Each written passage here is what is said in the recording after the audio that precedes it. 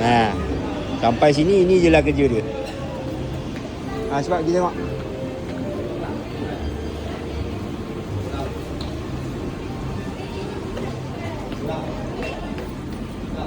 Yang mana papa kata boleh je Masuk? Yang mana papa kata boleh je tau.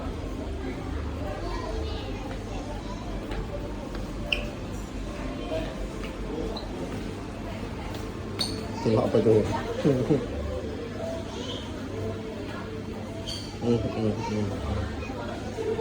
Apa dia? Ni dalam cerita yang ada. Ni dalam cerita pun dalam ni. Ya ke? Okey.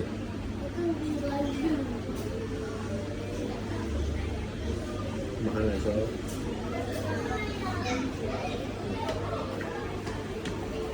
Fox. Apa dia? Fox turtle. Gas. Ugly.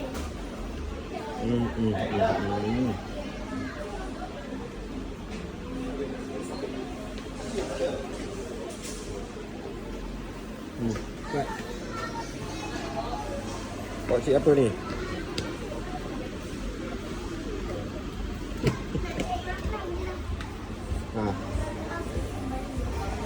Minecraft mana pula? Minecraft yang tadi tak hancur lagi kan? Yang easy je lah. Yang tu? Lama. Lama. Lama? Ni macam easy.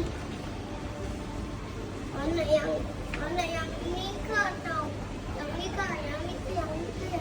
Tengoklah awak nak yang mana. Yang ni. Boleh? Tapi bapak kena tengok dulu. Tu apa tu? Boleh tak? Tengok burger dia. Besar sangat, betul. Ni boleh? Mana? Macam kecil. Macam Sama kecil. lah tu. Boleh ke tak? Boleh ke tak? Boleh ke tak? Kita nak tengok kedai lain dulu. Ada banyak lagi kedai kan?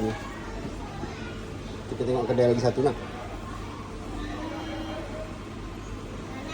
Habis tu? Nak beli yang ni terus. Kita tengoklah dulu. Tak, Isa dah tahu dah yang mana. Mana?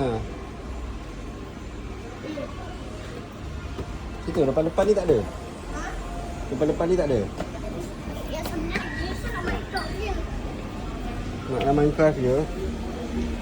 Yang depan-depan ni tak ada? Ya. Tu bukan? Penting. Kita tengok lagi satu kedai lah. Kalau tak ada nanti pun kita datang sini balik. Mana tahu dekat sana ada yang cantik-cantik lagi ke? Jadi, Kita tengok dulu. Kedai sana tu kan besar. main dulu lah. Hah? Pergi main dulu. Main dulu.